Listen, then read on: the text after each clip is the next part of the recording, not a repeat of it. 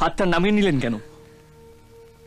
আজ এই হাতটা আমায় আশীর্বাদ করবে, না হয় মারবে, যে কোনো একটা।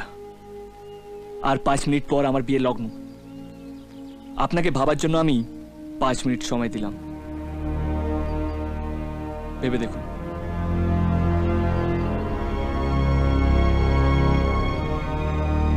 ভালো বাঁশটা দিলেন তো। যে বাঁশটা তুমি আমাকে 22 বছর আগে দিয়েছিলে সেটা আমি তুলে রেখেছিলাম, ফেরত দিলাম। তুমি যেদিন জোর করে আমার মেয়েকে তুলে নিয়ে গিয়ে তাকে বিয়ে করেছিলে, আমারও তোমার মতো রাগ হয়েছিল। ভেবেছিলাম তোমাকে আমি খুন করে ফেলবো। হ্যাঁ, কিন্তু আজ বাবা থেকে দাদু হওয়ার পর বুঝতে পারছি এর রাগের কোনো মানেই হয় না। ভালোবাসার রাগের থেকে অনেক বড়। আর তাই এদের দুজনকে আমি মিলিয়ে দিলাম।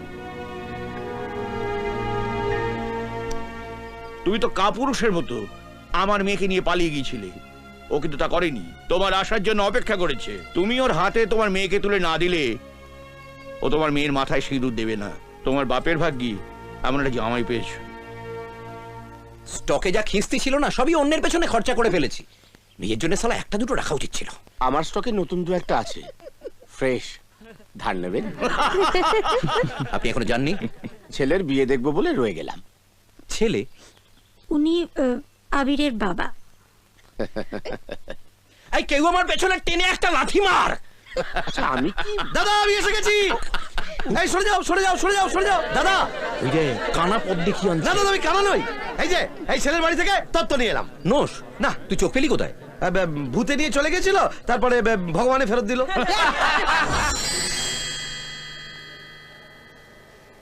এবার আস্তে আস্তে চোখটা খুলুন। আস্তে আস্তে আস্তে। দেখতে পাচ্ছেন? হ্যাঁ, এটা সত্যিই না স্বপ্ন? ডাক্তারবাবু, আমার মতো লোককে কে চোখ দিল? আবির। একদিন আপনি আমার চোখ দুটো নষ্ট করে দিয়েছিলেন। কাল রাতে আমার বাবা মারা গেছেন। আবিরই আমার বাবার চোখ দুটো আপনাকে পাইয়ে দেবার ব্যবস্থা করে। চোখ যাবার পর আমি বুঝতে পেরেছি যে তোমার কত বড় ক্ষতি আমি করেছি। অন্ধ মানুষ জানে না যে এই পৃথিবীটা কিরম দেখতে, কিন্তু নরকের যন্ত্রণা কি সেটা বেশ বুঝতে পারে। আবির, দেখবে এবার তোমার দেওয়া চোখের মান আমি রাখবো। আর সেই থেকে তুই অন্ধ সেজে থাকতিস আর আবিরকে খবরগুলো দিতিস? হ্যাঁ, মানে পূজাকে যে আমি ওর দাদুর বাড়ি রেখেছিলাম সেই খবরটা তুই আবিরকে দিয়েছিলি? হ্যাঁ। তাহলে তো পারোয়ানা পূর্ণ করেই ফেলেছ। আর চারানা বাকি থাকে কেন? যাও, তত্ত্ব নিয়ে ভেতরে যাও। চলুন যা।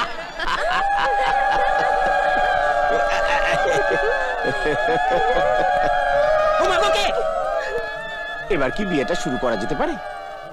বাঁশ যখন চাটাছো না তখন আর ঠেকাচ্ছে কে? চলুন।